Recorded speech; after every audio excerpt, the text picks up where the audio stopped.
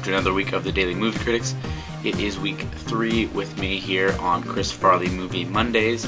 I'm doing a Chris Farley movie every single Monday of this month. Last week I did Black Sheep, the week before I did Tommy Boy. This week I'm doing Beverly Hills Ninja. For a group of ninjas, there's an ancient legend of a great white ninja that's supposed to come to them. And one day a baby washes on shore and they have no idea where it came from. It actually came from an American boat that was shipwrecked. And what they think is going to be the Great White Ninja is actually Chris Farley, acting like he always is in all movies. So as you can imagine, he's not really the Great White Ninja. I really like this movie because it shows him from birth and shows him being a screw up pretty much from when he's a kid and then teenager. I think it shows him being a teenager. And then shows him when they're all being awarded these medallions. He doesn't get one, so he doesn't technically become a ninja. And so when all these ninjas are out on this test thing, this test ninja activity, he stays behind the dojo to protect it. The sensei decided to give him that task to make him feel important. And so while he's there, a lady shows up, Sally Jones. She shows up and asks for his help.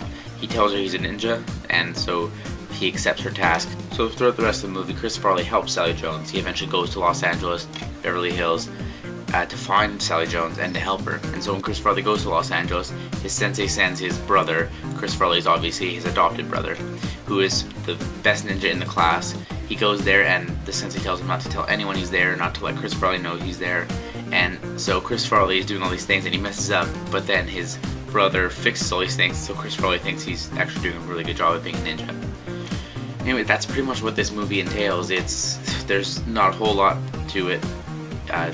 He's a ninja who is not very good, and when he's in Beverly Hills, he's trying to figure out what Sally Jones's boyfriend is doing. He's a counterfeiter, and so he's trying to stop him, and they ask to try to save Sally Jones. A whole bunch of stuff. I don't know. I didn't do a very good job of explaining it, but you can easily look it up. It's definitely a really good movie. It's got a really good cameo supporting role by Chris Rock. And so the Chris Farley and Chris Rock, they have a couple of very good scenes together. Extremely funny. Chris Rock wasn't in it as much as I thought he was. I watched it just a couple of days ago, and he wasn't in it as much as I remembered. I thought he was in way more, but he's only in a few scenes. But overall, he does do a really good job. One thing I don't like about the DVD is it's one of these where you put it on one side for widescreen and put it on the other side for full screen. So it's like that. I've never liked those ones. I just like the ones that you can go to the menu and choose. But that's pretty much it. Next week I'll be back with Almost Heroes, which is another really good Chris Farley movie. It actually came out after his death.